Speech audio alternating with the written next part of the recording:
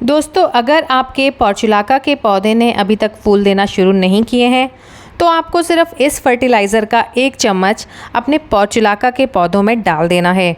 इस फर्टिलाइज़र का इस्तेमाल करने के 1 हफ्ते बाद ही आपका पोर्चुलाका का जो पौधा है वो फूल देना शुरू कर देगा।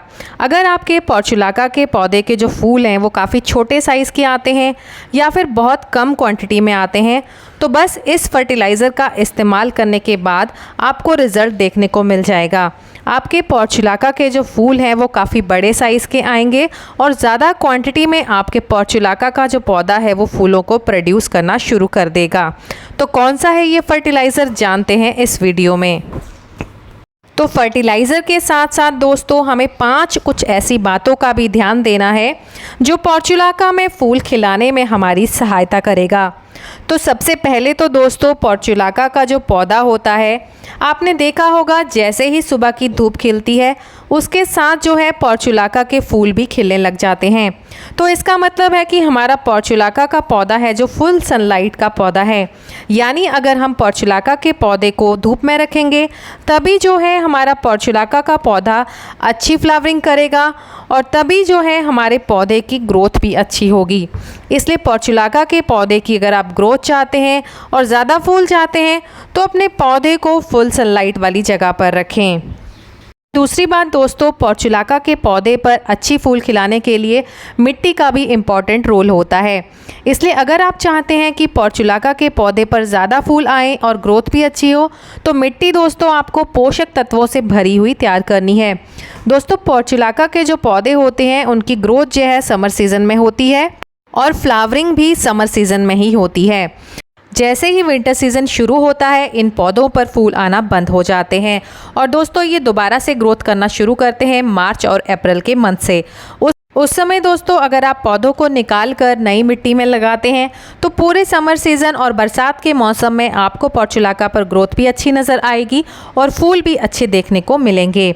तो दोस्तों मिट्टी को तैयार करने के लिए आप 40% गार्डन सॉइल का इस्तेमाल करें, जिसमें आप 40% वर्मी कंपोस्ट या फिर गोबर की खाद को मिला सकते हैं और उसके साथ साथ दोस्तों आपको 20% उसमें रेत का भी इस्तेमाल करना है, जिसे हम कंस्ट्रक्शन सैंड भी कहते हैं। कंस्ट्रक्शन सैंड को मिलाने से हमारी जो मिट्टी तैयार होती है वो वेल ड्रेन्ड तैयार होती है और वेल ड्रेन्ड मिट्टी में ही ये पौधे अच्छे से ग्रोथ करते हैं और अच्छी फ्लावरिंग भी करते हैं।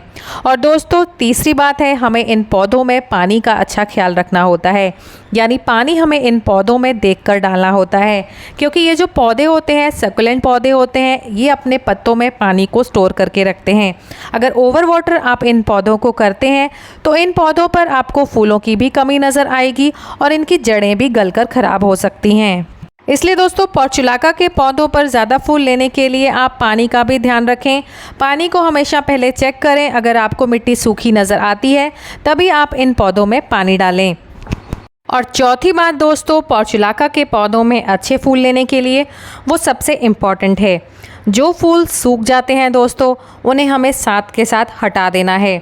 अगर आप सूखे हुए फूलों को पौधे के ऊपर ही रहने देते हैं तो जो पोर्चुलाका के पौधे होते हैं वो बीज बनाना शुरू कर देते हैं और जब पौधा बीज बनाना शुरू कर देता है तब उसमें नए फूलों की कमी नज़र आती है, क्योंकि पौधे की सारी एनर्जी बीज बनाने में ही लग जाती है। इसलिए सूखे हुए फूलों को अगर आप हटाते रहते हैं तो आपके पौधों पर फूलों की कमी नहीं आएगी। अब दोस्तों 5वें पॉइंट में वो फर्टिलाइज़र जिसे डालने के 1 हफ्ते बाद ही आपके पोर्चुलाका का जो पौधा है अच्छे से फूल देना शुरू कर देगा, वो है दोस्तों NPK 19-19-19। आपको NPK 19-19 का 1 चम्मच 1 लीटर पानी में डिज़ोल्व करके अपने पोर्चुलाका के पौधे में डाल देना है। इस फर्टिलाइज़र में नाइट्रोजन, फॉस्फोरस और पोटाशियम की जो मात्रा होती है वो इक्वल अमाउंट में होती है और पौधे को अच्छे से फूल देने के लिए नाइट्रोजन, फॉस्फोरस और पोटाशियम की ज़रूरत होती है। नाइट्रोजन, फॉस्फोरस और पोटाशियम की कमी को ये फर्टिलाइज़र पूरा करता है और इस फर्टिलाइज़र को डालने के हफ्ते बाद ही आपको अपने पौधे पर अच्छे फूल नज़र आने लग जाएंगे। दोस्तों ये एक केमिकल फर्टिलाइज़र है और इसकी जो क्वांटिटी लेनी है वो 1 लीटर पानी में 1 चम्मच ही लेनी है। इससे ज़्यादा क्वांटिटी आपको अपने पौधे में इस्तेमाल नहीं करनी है। दोस्तों आप इस फर्टिलाइज़र को 15 दिन में एक बार या फिर महीने में एक बार अपने पौधों में डाल सकते हैं।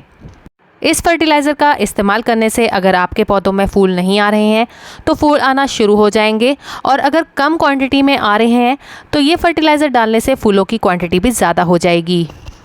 और उसके अलावा दोस्तों, आप सदाबहार के पौधों में, जिन्हें हम पेरीविंकल भी कहते हैं, उनमें भी इस फर्टिलाइज़र का इस्तेमाल कर सकते हैं। अगर आपके पास दोस्तों ये फर्टिलाइज़र नहीं है तो आप गोबर की खाद का फर्टिलाइज़र भी अपने पोर्चुलाका के पौधों में डाल सकते हैं।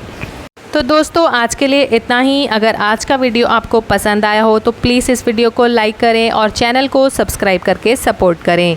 Thanks for watching guys.